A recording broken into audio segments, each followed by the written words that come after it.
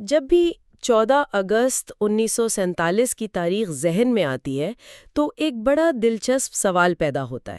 نیا ملک تو بن گیا، لیکن آخر اگلے ہی دن اس کا نظام کیسے چلنا شروع ہو گیا؟ ہاں، یہ واقعی ایک ایسی بات ہے جس پر عام طور پر غور نہیں کیا جاتا۔ بالکل، کیونکہ لگتا تو یہی ہے کہ جب نیا ملک وجود میں آتا ہے تو ہر چیز نئے سرے سے تعمیر کرنی پڑتی ہے نا، پرانے قوانین ختم ہو جانے چاہیے۔ صحیح کہہ رہی ہیں آپ، لیکن حیرت کی بات یہ ہے کہ ملک نیا تھا پر اگلے دن عدالتیں ٹھیک ویسے ہی فیصلے سنا رہی تھیں۔ اچھا، جی، عدالتوں کے باہر وہی رونق تھی، وہی وکیل تھے، اور اس کا جواب گورنمنٹ آف انڈیا ایکٹ 1935 کی ان اہم دستاویزات میں چھپا ہے جن پر ہم اس مطالعے میں گہرائی سے بات کر رہے ہیں۔ یعنی پاکستان لیگل سسٹم ہسٹری کی یہ بنیاد ہے، اور سچ کہوں تو یہ کوئی چھوٹی بات نہیں لگتی۔ بالکل نہیں۔ دیکھیں، کسی بھی ریاست کے زندہ رہنے کا سب سے بنیادی اصول یہی ہوتا ہے کہ وہاں قانونی خلا یعنی کوئی لیگل ویکیوم پیدا نہ ہو، رائٹ، ورنہ نظام بیٹھ جائے۔ ہم اکثر جذبات میں آ کر سوچتے ہیں کہ آزادی مل گئی تو پچھلا سب کچھ اٹھا کر باہر پھینک دینا چاہیے، لیکن حقیقت میں قانونی اور عدالتی نظام میں پچھلے ڈھانچے کو اچانک مٹا دینا ایک ایسی لالسنس پیدا کر سکتا ہے جس سے نئے ملک کا وجود ہی خطرے میں پڑ جائے۔ یہی وجہ ہے کہ آج کے اس ڈیپ ڈائیو میں ہمارے پاس جو نوٹس اور لیگل ہسٹری کے مائنڈ میپس موجود ہیں، ان کے ذریعے ہم یہی سمجھنے کی کوشش کر رہے ہیں کہ کیسے برطانوی قانون یعنی برٹش کامن لا اور اسلامی اصولوں نے مل کر ایک بالکل انوکھا قانونی نظام تشکیل دیا۔ صحیح بات ہے، یہ ایک بہت ہی یونیک کمبینیشن تھا۔ جب نئے ملک کے پاس اپنا کوئی آئین نہیں تھا تو اس قانونی خلا کو عملی طور پر کیسے بھرا گیا؟ اس وقت حالات بہت سنگین تھے، فوراً ایک مکمل نیا آئین لکھنا تو ناممکن ہی تھا نا۔ صحیح، ٹائم ہی نہیں تھا۔ بالکل، اس لیے گورنمنٹ آف انڈیا ایکٹ 1935 کو ہی تھوڑی بہت تبدیلیوں کے ساتھ ایک عارضی آئین یا پروویژنل کانسٹیٹیوشن کے طور پر اپنا لیا گیا۔ اچھا، تو اسی کو اڈاپٹ کر لیا گیا۔ جی، اس کا سب سے بڑا فائدہ یہ ہوا کہ ریاستی نظام کا پہیہ فوراً چلنے لگا۔ پرانا عدالتی نظام ویسے ہی کام کرتا رہا، یعنی جو پہلے سے کورٹس تھیں وہ رکی نہیں رکیں۔ Lahore high court, Sindh chief court اور NWFP اور بلوچستان کی کورٹس نے اپنا کام بنا رکے جاری رکھا۔ صرف نئے ملک کی ضروریات کو دیکھتے ہوئے ڈھاکہ میں ایک نئی ہائی کورٹ اور دارالحکومت میں ایک فیڈرل کورٹ قائم کی گئی۔ یہ تو ایسی ہی مثال لگتی ہے جیسے کوئی ایک پہلے سے سجے ہوئے گھر میں شفٹ ہو گیا ہو۔ ہاں، یہ مثال بہت مفید ہے نا؟ یعنی نئے ملک نے اپنا قانونی نظام اسکریچ سے نہیں بنایا، بلکہ برطانوی قانون کے ڈھانچے اور فرنیچر کو اپنی ضرورت کے مطابق استعمال کیا اور اس میں ترامیم کر لی۔ ایگزیکٹلی۔ اور پھر وقت کے ساتھ نئے آئین آئے، جیسے 1956، 1962 اور آخر میں ہمارا 1973 کا آئین، جس نے اس ڈھانچے کو مزید بہتر کیا۔ جی، جیسے 1956 میں فیڈرل کورٹ کا نام بدل کر سپریم کورٹ رکھ دیا گیا، اور 1973 کے آئین تک آتے آتے NWFP اور بلوچستان کی کورٹس کو مکمل ہائی کورٹس کا درجہ مل گیا۔ لیکن ایک بات ہے، بظاہر یہ پری فرنشڈ گھر والی منتقلی سننے میں آسان لگتی ہے کیونکہ فاؤنڈیشن پہلے سے موجود تھی، لیکن کیا حقیقت میں یہ اتنا ہی سمپل تھا؟ نہیں، بالکل سمپل نہیں تھا۔ حقیقت میں یہ بہت پیچیدہ تھا۔ دیکھیے، برٹش کامن لا ان لوگوں کا بنایا ہوا تھا جن کی ثقافت، ان کے سوچنے کا انداز اور ان کی روایات اس خطے سے بالکل مختلف تھیں۔ رائٹ، اور نئے ملک کی بنیاد تو اسلامی نظریے پر تھیں۔ یہی تو سب سے بڑا چیلنج تھا کہ ایک پکے مغربی ڈھانچے میں مقامی اور اسلامی روح کیسے پھونکی جائے، اور وہ بھی اس طرح کہ یہ ڈھانچہ ٹوٹنے نہ پائے۔ اور اسی لیے جب ہم اس نظام میں اسلامی قوانین کی شمولیت کو دیکھتے ہیں تو یہ ایک مکمل ہائبرڈ نظام بن جاتا ہے۔ بالکل، ایک ہائبرڈ سسٹم۔ ہمارے آج کے نوٹس اس بات پر بہت زور دیتے ہیں کہ 1973 کے آئین کا آرٹیکل 1 واضح کرتا ہے کہ ملک کا نام اسلامی جمہوریہ ہوگا، اور آرٹیکل 2 بتاتا ہے کہ اسلام ریاستی مذہب ہوگا۔ جی، اور یہ صرف نام کی حد تک نہیں تھا۔ حقیقت میں اس ہائبرڈ نظام کا ایک بہت بڑا ٹرننگ پوائنٹ 1985 میں آیا۔ اچھا، 1985 میں کیا ہوا تھا؟ اس سال آرٹیکل 2A کے تحت قرارداد مقاصد یعنی آبجیکٹیوز ریزولوشن کو آئین کا مکمل حصہ بنا دیا گیا۔ اوہ صحیح۔ اس کا بنیادی مقصد یہ طے کرنا تھا کہ اب ملک کے تمام قوانین کو قرآن اور سنہ کے مطابق ڈھانا جائے۔ اس مقصد کے لیے ایک الگ فیڈرل شریعت کورٹ کا قیام بھی عمل میں لایا گیا، جس کا اپنا ایک مخصوص کردار تھا۔ جی ہاں، خاص طور پر جب بات حدود لاز کی ہو، جیسے چوری، زنا، قذف، ان سب کی اپیل سننے کا اختیار اس فیڈرل شریعت کورٹ کو دیا گیا۔ یہاں میری ایک الجھن ہے، اور شاید بہت سے لوگوں کو یہ مسئلہ سمجھنے میں آتا ہوگا۔ پوچھیے، کیا الجھن ہے؟ دو بالکل مختلف قانونی فلسفے اس وقت ایک ہی نظام میں چل رہے ہیں۔ ایک طرف وہ سیکولر برٹش کامن لا ہے جو وقت کے ساتھ بدلتے رواجوں اور پچھلے فیصلوں پر چل رہا ہے، اور دوسری طرف شریعہ لا ہے جو الہامی اور واضح ہدایت پر مبنی ہے۔ صحیح۔ تو جب ان دونوں کا آپس میں ٹکراؤ ہوتا ہے تو کیا عملی طور پر ان میں تصادم یعنی کلیش پیدا نہیں ہوتا؟ دیکھیں، تصادم کا خطرہ تو ہر وقت رہتا ہے۔ یہ ہائبرڈ نظام کی نیچر ہے، اور اس کی سب سے اہم مثال حاکم خان بمقابلہ گورنمنٹ آف پاکستان کیس ہے۔ اچھا، اس کیس میں کیا طے ہوا تھا؟ اس کیس نے یہی طے کرنا تھا کہ جب ایسے دو مختلف فلسفے ٹکرائیں تو عدالت کو کیا کرنا چاہیے۔ سوال یہ اٹھا کہ کیا عدالت خود کسی آئینی شخص کو اس بنیاد پر تبدیل یا کالعدم کر سکتی ہے کہ وہ اسلامی اصولوں کے خلاف لگ رہی ہے؟ تو کیا عدالت آئین بدل سکتی ہے خود سے؟ سپریم کورٹ نے بہت گہری ریزننگ دی۔ انہوں نے واضح کیا کہ آرٹیکل 2A عدالتوں کو یہ اختیار ہرگز نہیں دیتا کہ وہ خود آئین کو لکھنا شروع کر دیں۔ رائٹ، ورنہ تو پارلیمنٹ کی ضرورت ہی کیا رہی؟ بالکل، اگر عدالت خود ہی آئین کی شقوں کو بدلنے لگ جائے تو پارلیمانی اختیار ختم ہو جائے گا۔ یعنی عدالت صرف یہ پوائنٹ آؤٹ کر سکتی ہے کہ یہ قانون قرآن اور سنت سے متصادم ہو رہا ہے، لیکن وہ اسے ٹھیک کرنے کے لیے واپس پارلیمنٹ کے پاس بھیجے گی۔ صحیح سمجھیے آپ، ایک طرح سے عدالت اپنا دائرہ کار یعنی اپنی جورسڈکشن کراس نہیں کرتی، بلکہ لیجسلیچر کو اس کا کام یاد دلاتی ہے۔ زبردست، اس طرح سے کلیشز سے بچا جاتا ہے۔ اب اگر ہم اس ملکی ڈھانچے سے تھوڑا باہر نکل کر عام آدمی کی بات کریں، جی، آئین کا یہ نظام عوام کی روزمرہ زندگی کو کیسے متاثر کرتا ہے؟ عام آدمی کے لیے اس آئین کا سب سے اہم حصہ پارٹ 2 ہے، جو عوام کے حقوق اور ریاست کی ذمہ داریوں پر مبنی ہے۔ اچھا، اسے سمجھنے کے لیے آپ اس کے دو حصوں کو دیکھیں۔ پہلا حصہ آرٹیکل 8 سے لے کر 28 تک بنیادی حقوق یعنی فنڈامنٹل رائٹس پر مبنی ہے، جیسے آزادی تقریر وغیرہ۔ ہاں، آزادی تقریر، موومنٹ کی آزادی اور قانون کی نظر میں برابری۔ یہ رائٹس اتنے ٹھوس ہیں کہ اگر ریاست ان کے خلاف کوئی عام قانون بناتی ہے تو آرٹیکل 199 اور 184(3) کے تحت عدالتیں اس قانون کو سیدھا کالعدم قرار دے سکتی ہیں۔ ویسے یہ بہت پاورفل چیز ہے۔ اور اس پارٹ 2 کا دوسرا حصہ کیا کہتا ہے؟ دوسرا حصہ آرٹیکل 29 سے 40 پر مبنی ہے، جسے directive principles of state policy کہتے ہیں۔ ان میں کیا فرق ہے بنیادی حقوق سے؟ یہ اصل میں ریاست کے لیے رہنما اصول ہیں، مثلا معاشی انصاف کی فراہمی، تعلیم کو عام کرنا یا لوگوں کے لیے بہتر زندگی کے وسائل پیدا کرنا۔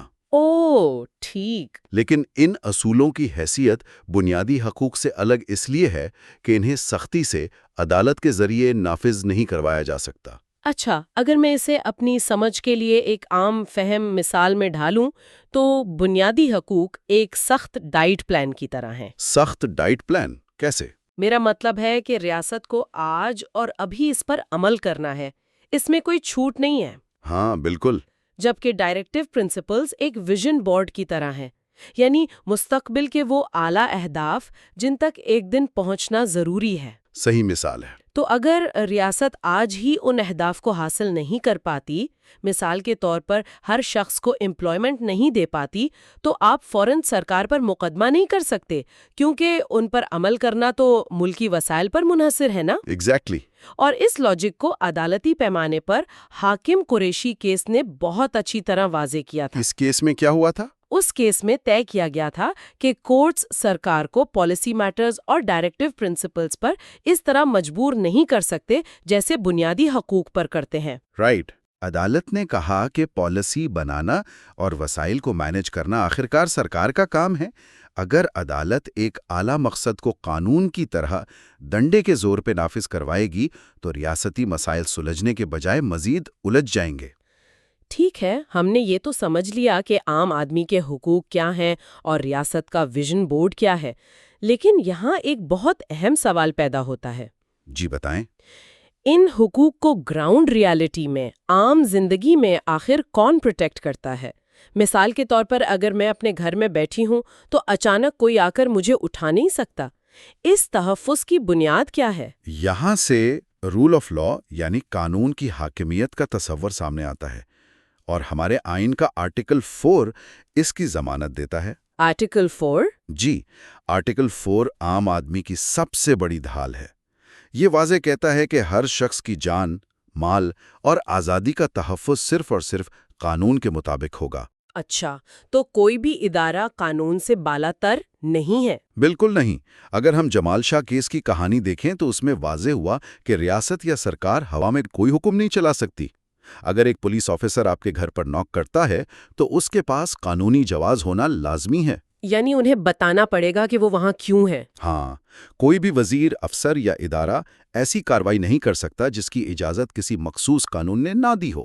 ساتھ ہی آرٹیکل 5 عوام پر بھی ایک فرض عائد کرتا ہے۔ وہ کیا؟ وہ یہ کہ ریاست سے وفاداری اور قانون کی پابندی ہر شخص پر لازمی ہے۔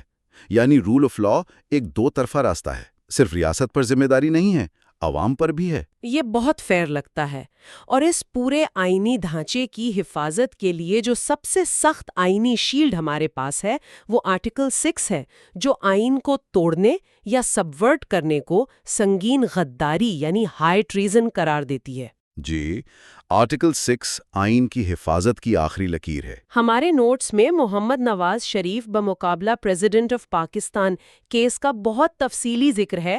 میرے ذہن میں یہ سوال ہے کہ جب بات آتی ہے کہ کسی نے آئین کو سبورٹ کیا ہے تو اس کا اندازہ عملی طور پر کیسے لگایا جاتا ہے؟ یہ بہت ٹیکنیکل پوائنٹ ہے، کیونکہ صرف زبانی تقریر کر دینا یا کسی پالیسی پر شدید تنقید کرنا تو آئین توڑنا نہیں ہو سکتا نا۔ عدالت یہ کیسے طے کرتی ہے کہ بات اب غداری کی حد تک چلی گئی ہے؟ دیکھیں، عدالت اس سلسلے میں ٹھوس حقائق یعنی کانکریٹ ایویڈنس کی طرف دیکھتی ہے، جذبات یا تقریر کی گرمی کی طرف نہیں دیکھا جاتا۔ صحیح۔ نواز شریف کیس میں عدالت نے باقاعدہ اس بات پر بحث کی کہ سبورژن کا عملی میکانزم کیا ہے۔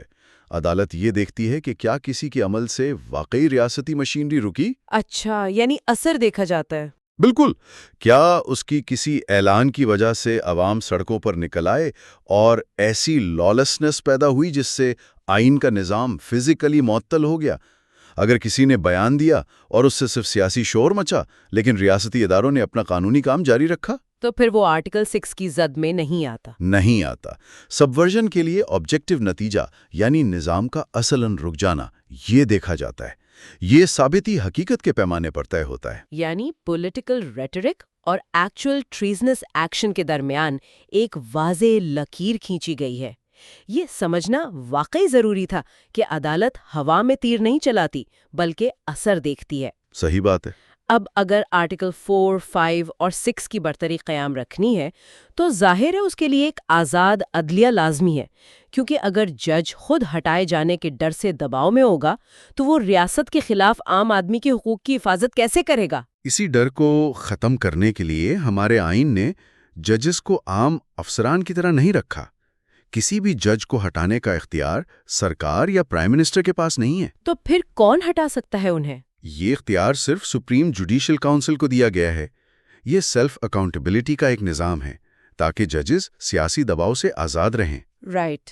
اور سنیے، صرف ہٹانے میں نہیں، ججز کی تقرری یعنی ان کی اپوائنٹمنٹ میں بھی عدلیہ کی آزادی بڑی اہم ہے۔ اس موضوع پر الجہاد ٹرسٹ کیس ایک اہم میل کا پتھر ہے۔ اس کیس میں کنسلٹیشن یا مشورے پر بات ہوئی تھی نا؟ جی، اس کیس کے سامنے آنے کی وجہ یہی تھی کہ کیا حکومت اپنی مرضی کے ججز لگانے کے لیے چیف جسٹس سے صرف نام کا مشورہ کر سکتی ہے؟ صرف رسمی طور پر؟ ہاں، تو سپریم کورٹ نے اس کیس میں رولنگ دی کہ یہ مشورہ محض رسم پوری کرنے کے لیے نہیں ہو سکتا، یہ بامانی یعنی میننگ فل اور مؤثر ہونا چاہیے۔ یعنی چیف جسٹس کی بات کو وزن دیا جائے گا۔ بالکل۔ حکومت عدلیہ کے سینئر ترین ججز کی رائے کو بغیر کسی ٹھوس قانونی وجہ کے نظر انداز نہیں کر سکتی۔ اس سے آئین کی وہ پاور دکھتی ہے جو عدلیہ کو ایگزیکٹو کے انٹرفیرنس سے بچاتی ہے۔ یہ تو ساری فارمل جوڈیشری اور کانسٹیٹیوشنل لا کی بات جی۔ ہو گئی۔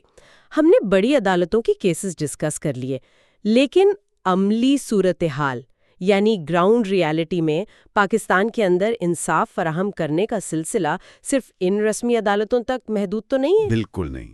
ایک دوہرا قانونی نظام یا ڈبل امپلیمنٹیشن چل رہا ہے یہاں؟ صحیح کہا آپ نے۔ اگر آپ صرف ہائی کورٹس اور سیشنز کورٹس کو دیکھ کر سمجھیں کہ آپ نے پاکستان کا قانونی نظام سمجھ لیا تو وہ آدھی تصویر ہوگی۔ آدھی تصویر کیسے؟ دیکھیں، شہری علاقوں میں تو رسمی عدالتیں چل رہی ہیں، لیکن دیہاتی اور قبائلی علاقوں میں صدیوں سے ایک غیر رسمی نظام بھی موازی طور پر کام کر رہا ہے۔ آپ جرگا اور پنچایت کی بات کر رہے ہیں؟ جی ہاں، جرگا اور پنچایت، ان کے اپنے اصول ہیں جو ریٹن لا کی بجائے سینہ بسینہ چلنے والی مقامی روایات پر قیام ہے۔ اگر میں صورتحال کو دیکھوں تو یہ بالکل ایسا لگتا ہے جیسے ایک کمپیوٹر پر دو مختلف آپریٹنگ سسٹمز ایک ساتھ چلانے کی کوشش ہو رہی ہو۔ زبردست انالوجی ہے۔ ایک سسٹم ونڈوز ہے جو اپنے رولز اور کوڈز فالو کر رہا ہے، اور دوسرا میک ہے جس کا آرکیٹیکچر ہی الگ ہے۔ ایک ریٹن لا کو فالو کر رہا ہے اور دوسرا ٹرائبل ٹریڈیشنز کو۔ ایسا کیسے ہو سکتا ہے کہ جرگا اور رسمی عدالتیں ایک ہی وقت میں کام کرتی رہیں بنا اس پورے قانونی نظام کو کریش کیے؟ کریش اس لیے نہیں ہوتا کیونکہ اس پورے سسٹم میں ایڈمنسٹریٹر ایک ہی ہے تک برداشت کرتی ہیں، کیونکہ اس سے معاشرے میں امن قائم رہتا ہے۔ ایگزامپل دے کر سمجھائیں تھوڑا۔ مثال کے طور پر، اگر دو خاندانوں کے درمیان زمین کا جھگڑا ہے اور پنچایت نے گاؤں کے بڑوں کو بٹھا کر ان کی صلح کروا دی اور دونوں پارٹیز دل سے راضی ہیں، ٹھیک ہے۔ تو عام طور پر فارمل کورٹ اس صلح کو ویلیڈیٹ کر دیتی ہے۔ کورٹ یہ مانتی ہے کہ مقصد تو انصاف اور امن ہے، جو کہ حاصل ہو گیا۔ لیکن ایک سیکنڈ، اگر پنچایت یا جرگا کوئی ایسی سزا سنا دے جو عام آدمی کے بنیادی حقوق کے بالکل خلاف ہو، جیسے مثال کے طور پر کسی فرد کی آزادی چھین لے یا کسی خاتون کو رسم کے نام پر کسی کے حوالے کر دے، اس وقت یہ دو نظام آپس میں ضرور ٹکراتے ہوں گے۔ وہاں پر ایڈمنسٹریٹر یعنی فارمل لیگل سسٹم فوراً انٹروین کرتا ہے۔ اچھا، آئین کی برتری واضح ہے کہ غیر رسمی نظام اسی وقت تک چلنے دیا جاتا ہے جب تک وہ آئین میں دیے گئے بنیادی حقوق کی ریڈ لائنز کراس نہ کرے۔ رائٹ، ریڈ لائنز کراس نہیں ہونی چاہیے۔ اگر جرگا کوئی ایسی حرکت کرتا ہے جو انسانی حقوق کے خلاف ہے تو فارمل عدالت فوراً اس فیصلے کو نل اینڈ وائڈ یعنی کالعدم قرار دے دیتی ہے اور اس بات کو انشور کرتی ہے کہ ملکی قانون کی رٹ قائم رہے۔ آخری اختیار اور حتمی پاور فارمل کورٹس کے پاس ہی رہتی ہے۔ کیا زبردست لچک ہے اس نظام میں۔ تو اگر ہم اپنی آج کی گفتگو کو سمیٹیں تو ہم نے ایک بہت دلچسپ سفر طے کیا ہے۔ بالکل۔ ہم نے شروع کیا 1947 کے اس خلا سے جسے بچانے کے لیے 1935 کے ایکٹ کو پروویژنل کانسٹیٹیوشن کے طور پر لایا گیا۔ پھر ہم نے دیکھا کہ کیسے اس مغربی ڈھانچے میں اسلامی اصولوں کو آبجیکٹیوز ریزولوشن اور فیڈرل شریعت کورٹ کے ذریعے شامل کر کے ایک یونیک ہائیبرڈ نظام بنایا گیا۔ جی، اور اس ہائیبرڈ نظام نے ہی ہماری لیگل ہسٹری کو شیپ کیا ہے۔ حاکم خان اور حاکم قریشی کیسز نے ہمیں سکھایا کہ آئین، بنیادی حقوق اور ڈائریکٹیو پرنسپلز کے درمیان اور عدالتی اور پارلیمانی اختیارات کے درمیان کیسے توازن رکھتا ہے۔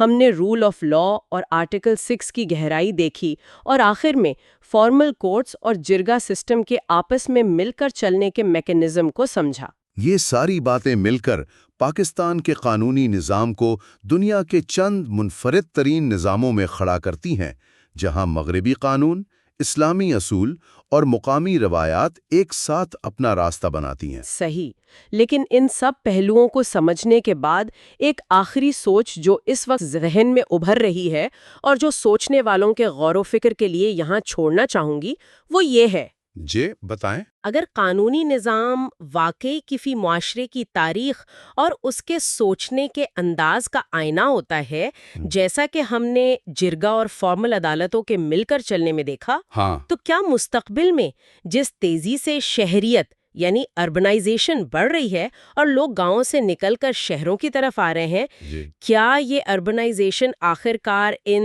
صدیوں پرانے جرگا نظاموں کو مکمل طور پر مٹا دے گی؟ یہ ایک بہت گہرا سوال ہے۔ یا پھر کیا یہ روایتی مقامی نظام عام آدمی کے ذہنی رجحان کا حصہ بن کر رسمی عدالتوں کو اس بات پر مجبور کرے گا کہ وہ خود کو مزید تبدیل کریں اور انصاف کی فراہمی کو روایات کے اور قریب لے آئیں؟ بالکل۔ یہ قانون اور بدلتے معاشرے کا ایک ایسا مسلسل رشتہ ہے جسے وقت ہی پوری طرح بے نقاب کرے گا۔